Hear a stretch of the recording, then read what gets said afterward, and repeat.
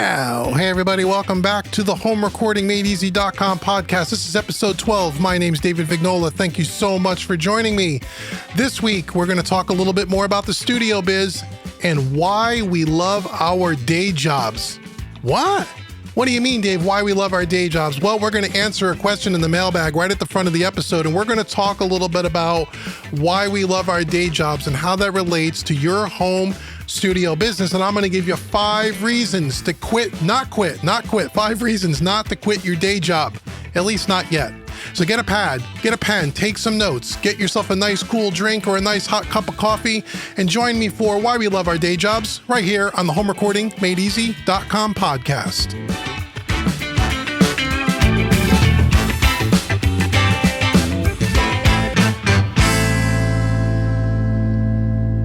Okay, welcome back. Welcome to episode 12 here at the HomeRecordingMadeEasy.com podcast. Thank you so much for coming back and joining me for another episode. So this week, we're going to put the mailbag at the top of the episode because this question will lead into what we're going to talk about this week, why we love our day jobs. Again, this is part of the studio biz portion of this podcast. Let's talk about day jobs. So here's the mailbag. We're going to start with the mailbag.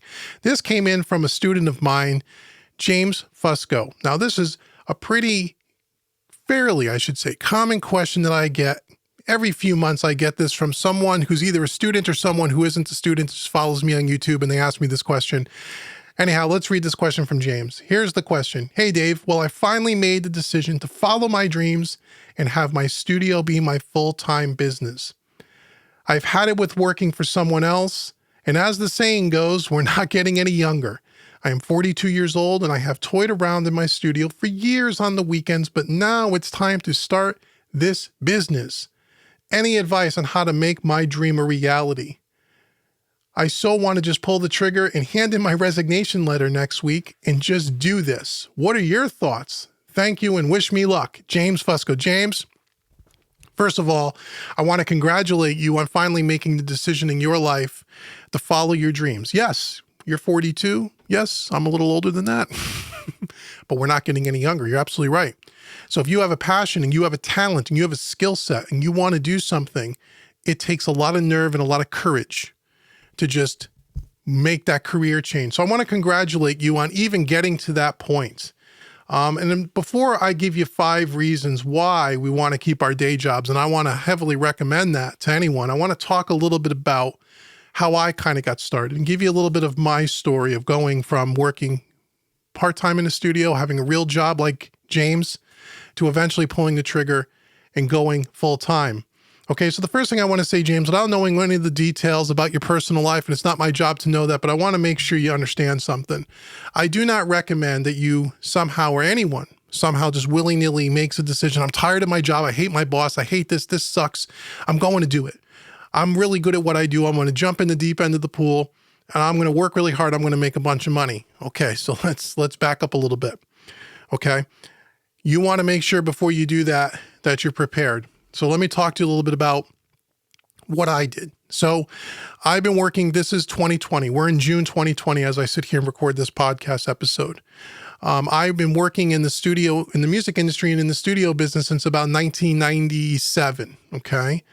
I was, just like many of you probably, was a musician, still am a musician, but playing in bands, so on and so forth. And I was the guy who learned how to record the band's demos so we can get club gigs and all that stuff. And we would pay for studio time back in those days to go into a studio, a real recording studio, for 4 or 5 hours, cut a demo. And I found the process of audio engineering and recording very fascinating, sitting behind a large format console, using all kinds of outboard gear. This is really before Pro Tools and those kinds of things, although they existed. The home studio environment was still in the very infant stages and it wasn't cost effective, and the technology really didn't exist to easily, and I, hyphenate or air quote that word easily record your band in a home studio like it is today. So we paid for studio time. And when I got into that control room, I just fell in love with it and said, boy, I really love this. I enjoyed the engineering side more than I enjoyed the playing side. Okay. So that's how I kind of got the bug kind of bit me. And that story is very common for a lot of you and a lot of people. And so I wanted to eventually learned how to do all that stuff. And I wanted to, I want to work in the studio business. Now, at that time, again, I was just like James. I was working a regular corporate job. I was working in a medical manufacturing company for years, since the time that I graduated from high school around 1989 to about 1998, which is about 10 years. I was working in manufacturing, started off as a laborer on an assembly line, eventually worked my way up to frontline leadership out on the shop floor, eventually working my way up to a department manager and then an operations manager. And I was in the middle to middle upper management by about that 1998 time, making a good salary. So I was working in corporate America. Benefits, retirement plans, some companies' pension plans, making a good amount of money, okay, before I was married with kids. And so I wanted to, eventually move into the studio business. I wanted to learn how to record. I wanted to do all those things, but I was making a really good bit of coin. I was working in manufacturing for all those years, in management, no less, and I had a bright future ahead of me, but I didn't really like the work. The work, after about 10 years, got very mundane, got very repetitive, got very, in companies and large companies, when you're in middle management or upper management, it's very political. It's more politics than it is actually getting things done. And it just wore me down to the point where I said at that time, how old was I? 1998, I don't know. I was, 38 years old? Something like that. No, 38. I don't know, 28. Anyway, 1998, I was still a young man. And so I decided I can't do this until I'm 65 years old. I'll have a heart attack related to stress long before that. And I decided then I had to get out and I wanted to do something. And I loved music and I was playing in bands and learning how to record and was in the recording studio making the demos. And I just fell in love with it. But how do you make that transition? How do I make the transition from leaving a good amount of money? We're not talking about a $25,000 a year corporate gig. We're talking about, in those days, getting up into that, $55,000 to $75,000 a year mark, which back in those days for a guy in his late 20s, that's a lot of money. Back then, it's a good amount of money. How do you do that? How do you go from that to working full time in a studio? Well, back in those days, again, the days of getting an internship at a studio, and if you get an internship at a local recording studio, you work for free, or they pay you very, very little money. And there wasn't a lot of studios in my area. I live in the East Coast in Connecticut, and there's not a lot of recording studios. There was the one that we actually recorded the demo at for my band, and I was able to talk to them, and I was able to get, I wouldn't say an internship, but they let me come in and observe and help. They didn't pay me on nights and on the weekends, because again, I was single at the time. And I can learn the craft that way. And that's how I started working in the studio, making sure this was something that I was going to like. And really at that time, not really the plan to leave my day job to do this full time, because I didn't even know how that was possible. Again, the home recording technology really wasn't there in the late 90s, not the way it is today. It wasn't today like people, there were online businesses and there was all kinds of internet stuff. That was all just brand new back then. So how was I going to get into the studio business? What am I going to do? Buy a building and buy a studio? I barely know how to record, right? There are no real good paying jobs in the studio world, at least at that time. So for me, and I was getting older again, I was in my late 20s. I wasn't right out of high school anymore. So to me, it was just to get in there to learn the craft and to take my mind off my miserable day job. And as I did that for a few years on and off and learning how to record, learning the craft of recording, not so much mixing, was really recording at that time, tracking, microphone placements, setup, running a session as an assistant, those kinds of things. I really loved it more and more and more.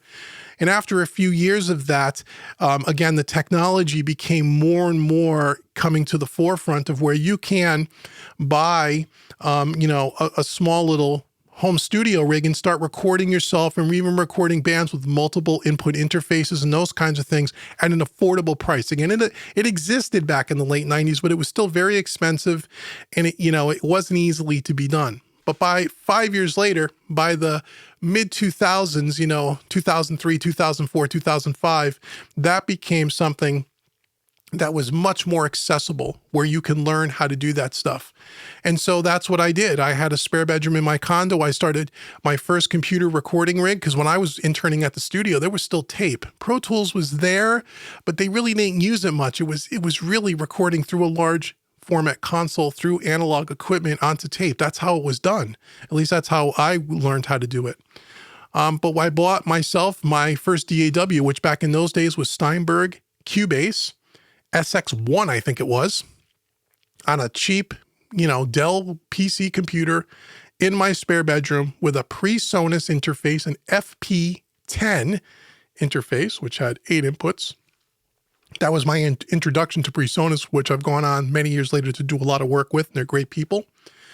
And so my introduction to them was the FP10 interface, and I was learning how to record at home using a drum machine, the Alesis drum machine, which, today is laughable, the sound of the Alesis drum machine. But back in those days, that was cutting edge technology, boy. Learning how to record with a drum machine, learning how to overdub guitar parts and those kinds of things, and learning how to do the thing in a home studio environment. And as the years went on, and again, I don't remember the exact dates and years, and it doesn't matter, but as a few years went on, and again, I was still working in the corporate world, I was getting more and more tired of it, but YouTube became more of a sensation. 2007, 2008, YouTube started to become a big thing. You saw people on YouTube making videos on recording and production and those kinds of things, not like it is today, but it was there. And you started to realize, or I started to realize, that being able to do this at home on a much larger scale is very possible. It's obtainable. I started to understand the craft of recording, not so much the mixing end, but the recording end, and I was getting good at it. I was the one that was recording all of my band's demos at that point. When we go out to a live gig, we had the first digital Tascam digital 8-track recorders that you can record your band live with a couple microphones in the room. I know it sounded like crap, but it was something. It was the first time you could actually affordably take a recorder into a club and record a live performance and then mix it down on the little mixer. It was kind of cool. And so all that stuff was starting to come to fruition, and I started to realize that, hey, I see other people on YouTube, and I see other people are starting to make money out of their homes running a studio. And I thought that would be something I would really like to do. And that's kind of when, I'd say like the early 2000s, mid-2000s, 2004-ish, 2005-ish, around that time, it was starting to become, this could become a reality. And now I started to set my sights on, that's what I wanted to do. But how do I do that? Okay, so by 2005, 2006 is when I met my now wife, fiance at the time. Now I get married in 2006. In 2007, we buy our home together, our first home. And when we bought that house, we bought it specifically to make sure that we had a space where I could put in a full recording studio for band rehearsal and that kind of thing. So I wanted to have a basement that was either finished or unfinished. We bought an unfinished basement that had 8.5-foot ceilings. Total square footage was around 800 square feet, big open space that we can finish, and we could put our studio down there, and I can start recording my bands, recording our rehearsals. Again, the technology got better and better. And then I wanted to start learning how to mix, and I wanted to start learning how to do this. And then I wanted to do that for other local bands just to make a couple of bucks on the side. That's how it started. And that started right around the 2007, 2008 mark. Got the studio built, finished the basement. It was kind of crude, but we got it done. Got my computer in there with my Cubase interface, with my FP10, my PreSonus interface, started recording and started learning that whole craft, how to record in the home studio environment. Went out, met a bunch of other local bands in the area because we were, doing a lot of club gigs. So I'd meet a lot of musicians and told them about my setup. And again, at that time, there wasn't a lot of people doing it. And I said, hey, you don't have to go to the local studio and pay $500 or $600 to have a demo done. Come to my studio at my house and I'll do it for a couple of $100. And that's how it started.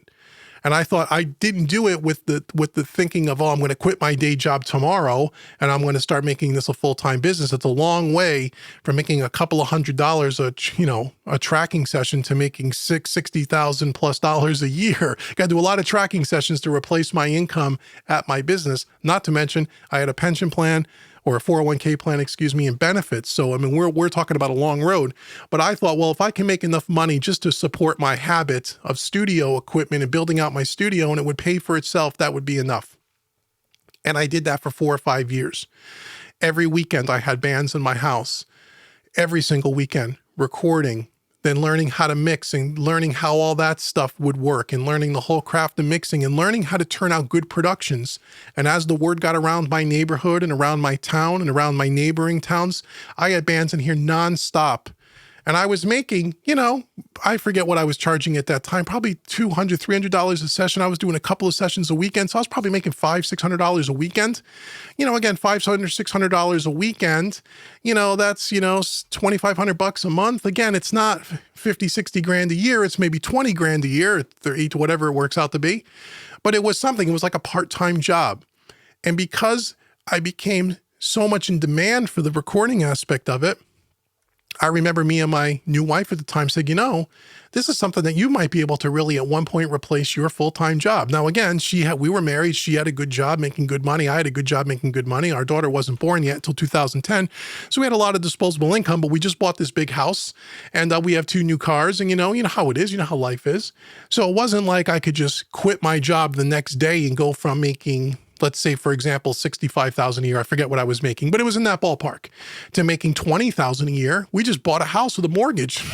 I couldn't do that.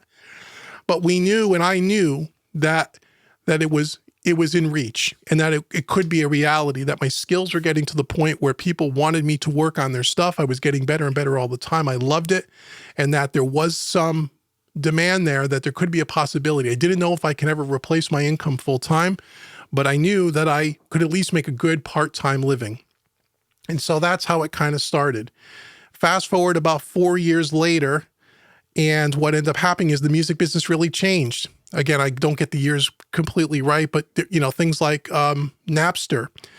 And the music business changed where, people weren't buying music anymore. Local bands didn't have the budget in my local area, because I wasn't working with famous people. I was working with people that were weekend warriors like myself, and they didn't have a ton of money. So I would have to be tracking bands 7 days a week, and for me to make a decent living to quit my job, that just wasn't feasible.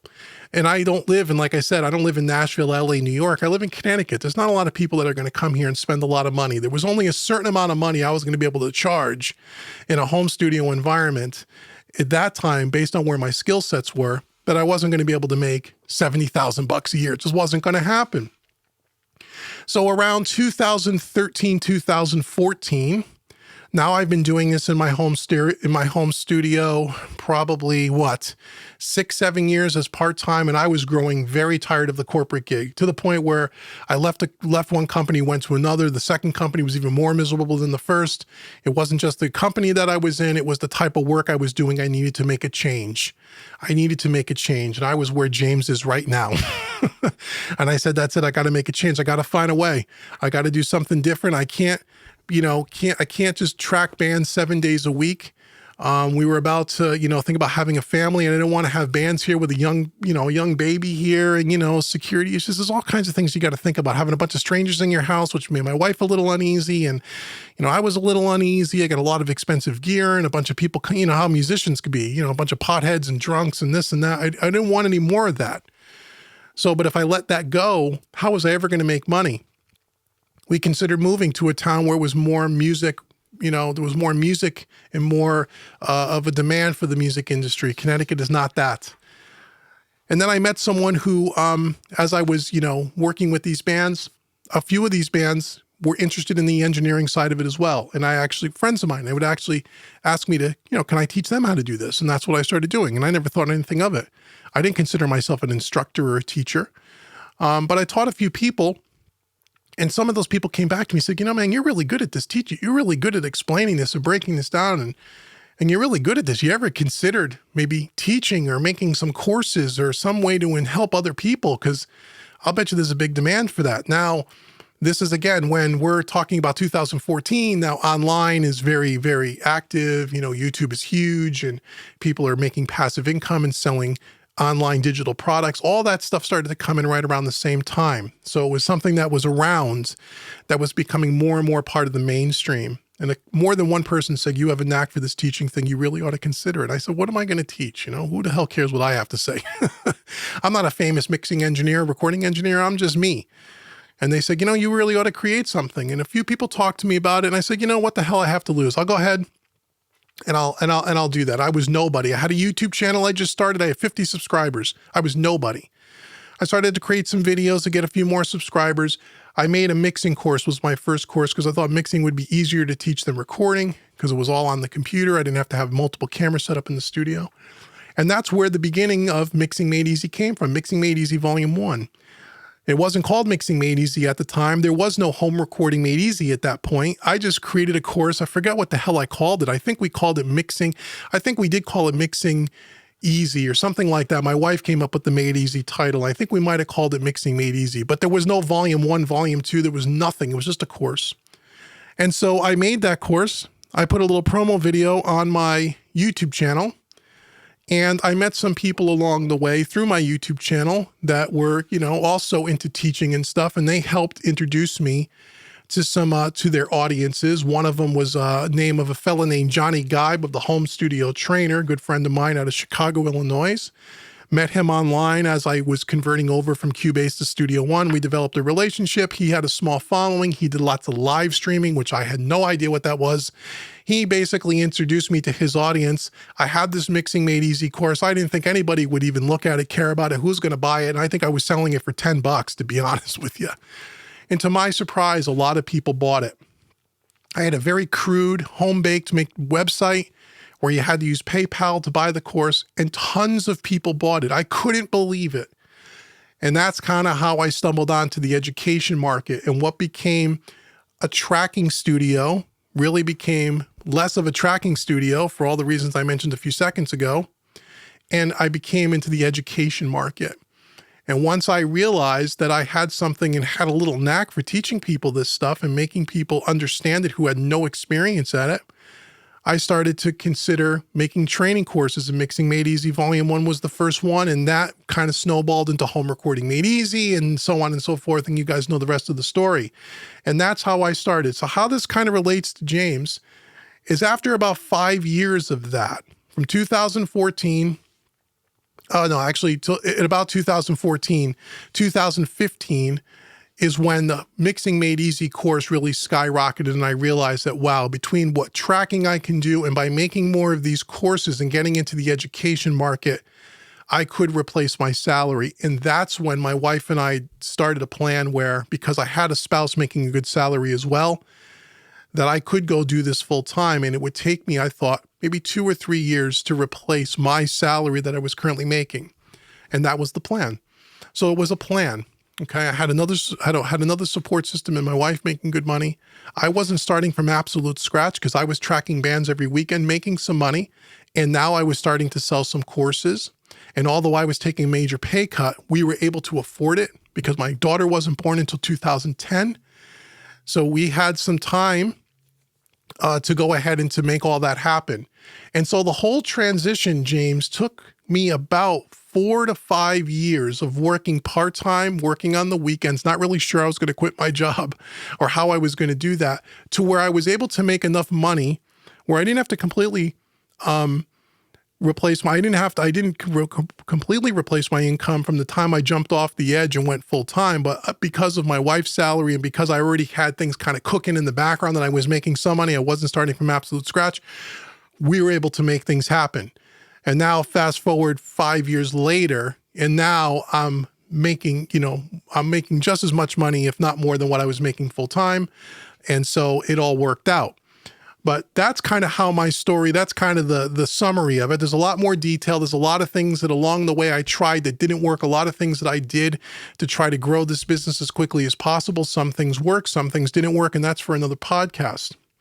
Okay, so just know that it took about 5 years. So to help answer James and give you some advice, I want to give you all 5 reasons why I think you ought to keep your day job and build up your side business before you jump in the deep end of the pool. Because if you think that leaving your day job and starting from scratch, James, even though you've been toying around and you may got a couple of irons in the fire, so to speak, unless you are extremely lucky, you are not going to go from making no money in your studio to replacing a full-time income in the first 6 months or even the first year. Now, again, I don't know your personal situation, and you're 42 years old. I don't know if you're married. I don't know what your financial situation is. Maybe you have a spouse like I did that made a good income and you can afford to take a massive pay cut to do this experiment, to build up your business. That would be great. But if you don't, I want you to be very careful. I want you to be very realistic about what it's going to take to go from zero to making an acceptable salary. And again, for everybody, that's a little different. It's going to take time. It doesn't happen overnight unless you get extremely lucky, and that's a rarity. Assume that that's not going to happen. So I want to give you 5 reasons why you may want to build this up on the side and make sure that, number 1, you like this career, if this is what you want to do in your studio. Number 2, that you have the skill set ready to go, that people are actually going to pay you money. You said in your question that you've been toying around in the studio for years, but now you want it to go full time. Well, toying around in the studio and doing work for yourself and maybe some of your friends for free is way different than making money and putting food on the table. Again, that's obvious, right? So what I tell people is you should keep your day job until you can replace your salary, or until you can have a full year minimum of consistent revenue coming in that's growing over the course of the year, where you're starting to see that this business over time is scalable and that you're going to be able to make enough money to do what you need to do to support you and your family and to make sure that you're satisfied with the money that you're making. Okay, and that could take a year or two for some people. That could take 5 years. Like it took me about 5 years before I can go full time. And that might be different for you, James. Everybody's a little different. So don't be discouraged about your day job. I understand. Okay, you got to keep saying to yourself, we love our day jobs. Let me give you 5 reasons why you want to keep your day job before you just jump in the deep end of the pool. Number 1, it takes all the pressure off you while you're trying to start a business. If you already have a full-time income and you don't, quote unquote, I always do this every episode, air quotes, need to make money with your business right away because you have a full-time income and you're doing this on the side, it takes the pressure off. You can start slow. You can work at a pace that's comfortable for you. You don't have to make a bunch of silly decisions, and you can do it right from the beginning, and make sure this is something you want to do, and make sure that there is a demand for the supply that you're going to provide, right? If there's no demand, doesn't matter how much you love it. If there's no money in it for you, then you can't quit your day job, right? So that's number 1. Number 2, it gives you time, as I said a second ago, to do things right, to make sure that you're smart about the way you start a business. Again, we've been talking a lot about business over the last few episodes. Go back and check out some of the other things we talked about, gear upgrades and all that other stuff. There's a lot of good golden nuggets in there, but it takes time. It gives you the time to do things right. Make a business plan. Make sure you crunch the numbers. Make sure that that once you quit that job, that you can support yourself and your family. Okay. You got to make sure you don't want to be under the pressure because you went from making full-time money to making no money. And now you got to do all kinds of crazy things. You're going to make all kinds of silly decisions. So it gives you time to make things right. Okay. It also allows you, tip number 3, or the third reason is it also allows you to invest financially in your business. So in other words, it costs money to start a business. Say you need a computer, say you need new gear, you need stuff to start a business, right? Part of your business plan. Do you have a bunch of startup money? If you're working full time, it gives you time to take some money or any money that you might be making on the side in your studio business at first, and you can roll that money back into your business to make your business a better business. I did that for the first few years. Any money that I made on the weekends, I was working full time. I didn't need the money. So I invested that money in microphones, cables, microphone stands, computers, hardware, software, goes on and on and on, right? You all know the drill. So it gave me money to fund my studio. I didn't have to go into debt starting a studio business. Okay, so having a day job allowed me to do that. Okay, it also, reason number 4, it allows you to say no to taking on bad clients or bad work. What does that mean? Well, if you jump right off the ledge into the deep end of the pool and you need to start making money right away, you'll do anything to make a buck. You'll work with bad clients. You'll take bad business. You'll work with shitty bands that no matter how good your mix or your recording chops are, the band sucks so bad that your production doesn't sound good. You'll do anything to make a few bucks because you need to. That will hurt you as a brand and as a business long term. I always made it a point from the very beginning that I wanted to be very selective about the clients that I worked with. And I said no to many more clients than I said yes to in the beginning. Why? Because I was working full time on the weekends. I was very selective. If the band was sloppy, band couldn't play it and record them. Why does that? Because I don't want my recording to go out into the world with a band that can't play well. because it's a bad reflection on you as an engineer and as a studio, because no one's going to say, well, the band's just kind of sloppy. They're going to say that recording kind of sounds like crap. It may not sound like crap. It may sonically sound great, but the band can't play. Right? And that's a bad mark. And that can be looked bad upon you as a mixing engineer, especially if you're or a recording engineer, especially if you're a brand new business. The work coming out of your studio ought to be the best it possibly can be. And a lot of that has to do with the musicianship and the clients. Again, if we're talking about recording, and that's what it was for me. So I was very selective. I only worked with people I wanted to work with. I didn't need, and there's those air quotes again, I didn't need to make money. Okay, so be selective. You don't need to take on bad work and bad clients because you already have a day job. Okay, makes it easier for you to make those decisions. Okay, and number 5, last reason, and this is kind of obvious, it also creates security for you and your family. What does that mean? What if the studio business doesn't work out, James? How do you know that there is going to be a demand for your service, enough of demand to support you, depending on where you're located and everything that we talked about earlier? You have a fallback plan, your day job. You may hate it. You may have to get another day job. I get it, but you have money coming in. You jump into the deep end of the pool and this business doesn't work out for one reason or another. And most businesses fail, by the way, right? More than half the online businesses that start fail. I don't know what the exact statistic is, but I think it was like 70 or 80%, if I remember right. Again, this is going back a year or two. Most of the businesses don't work out. Working for yourself, as many perks and as great as that is far different than working from somebody else and getting a guaranteed paycheck every week. Okay. And if you don't have any experience in that, it could be a very rude awakening. And it also could put a lot of stress on you financially, put a lot of stress on you in your relationships with your family and your spouse and children, if you have any. And it can make what sounds like a great idea, working in your studio, working for yourself, being an entrepreneur, it can make it a very stressful lifestyle because you don't expect it. If you don't really realize what's involved. So that's the 5th reason. It creates security for you and your family. When you don't have financial stress in your relationship, you tend to do better, right? They say one of the number 1 reasons for people getting divorced, everyone thinks, oh, it's adultery. That's why people get divorced. No, you want to know what the number 1 factor in a divorce rate in the United States is? It has to do with finances and financial stress. Not having enough finances to support themselves, which creates all kinds of stress and problems in marriages. Okay? You don't want to have that brought upon yourself in your relationship, especially if you don't have that now. Okay, so those are 5 reasons why we love our day jobs. Keep your day job until you can prove on paper, if there's no gray area, it's black and white. Either the money comes in or it doesn't. That you're seeing consistent income for a solid year, and over the course of the year, every month, every quarter, it's getting a little bit bigger, a little bit bigger, a little bit bigger, and that you can see some light at the end of the tunnel, and that you've proven that you have a skill set and a service that people want to pay for. Okay, and we have more episodes on this podcast talking about those specifics, but I would not, James, or anyone else, just walk in next week and hand in your resignation until you are really sure and proven out that this is for you. Being an entrepreneur is for you. Having a home studio business in your area based on your skill set and what you like to do is something that you can actually make money at. Do it part-time.